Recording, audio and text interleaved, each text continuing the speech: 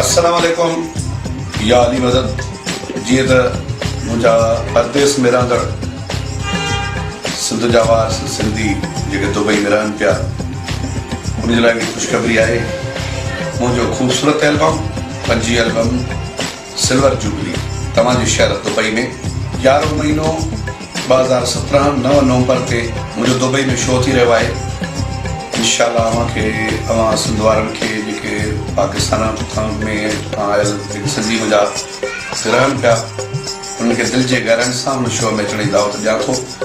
ऐं असांजो प्यारो शाइर कंपनी जो प्रोड्यूसर बि अस्कर मुगेरी साहब मुंहिंजे हिन एल्बम जा सुठा ऐं मुंहिंजा दोस्त प्यारा शाइर मुंहिंजे एल्बम में उहे शाइर सभु मुंहिंजे एल्बम में गॾु आहिनि। Oscar Mugeri, Hashim चांजो, Parel Mugeri, आपास Ali चांजो, Amjad चांजो, Mustafa मोलाई ऐं यासीन परवर, अहमद अली चाचड़, बशीर भुट्टो ऐं ॿिया खोड़ सारा ख़ूबसूरत शाइर, शम्स मर असांजो प्यारो दोस्त, कामल बशकोलाची ऐं गुलाम उमर जतोई। उनखां अलावा जेके बि मुंहिंजे एल्बम में हूंदा आहिनि सभु सुठा सुठा शाइर उहे सभु मौजूदु आहिनि।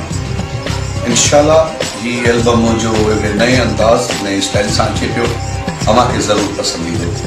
ऐं हा मुंहिंजी जेका हिन म्यूज़िक जी महिनत जेका वधि में वधि हूंदी आहे, असांजो प्रोड्यूसर बि आहे मैनेजर बि आहे आबिद शेख साहब ऐं घणे में घणी मुंहिंजे एल्बम में दुबई प्रोडक्शन में जेके मुंहिंजा एल्बम हींअर ताईं सुपर हिट विया आहिनि उनमें उनजी म्यूज़िक या रिकॉर्डिंग में जेका उनजी नज़र हूंदी आहे ऐं महिनत हूंदी आहे उहा आबिद शेख जी हूंदी आहे।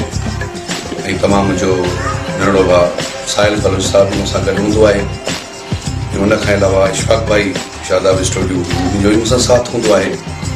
भाई दगड़ो, ज़ुल्फ़ार मंगी ऐं घायल साहब इहे सभु संगत सॼी टीम मूंसां हर एल्बम में साथ ॾींदा आहिनि। ऐं हा दुबई में रहंदड़ पाकिस्तानी हर ॿोली में ॻाल्हाइण वारनि जे लाइ इहो शो आहे।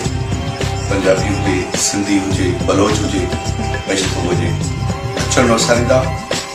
सिल्वर जुबली एल्बम मुमताज़ मोलाई उनान आहे। तूं ख़ुशि आहीं त बिस्मिल्लाह, महिरबानी।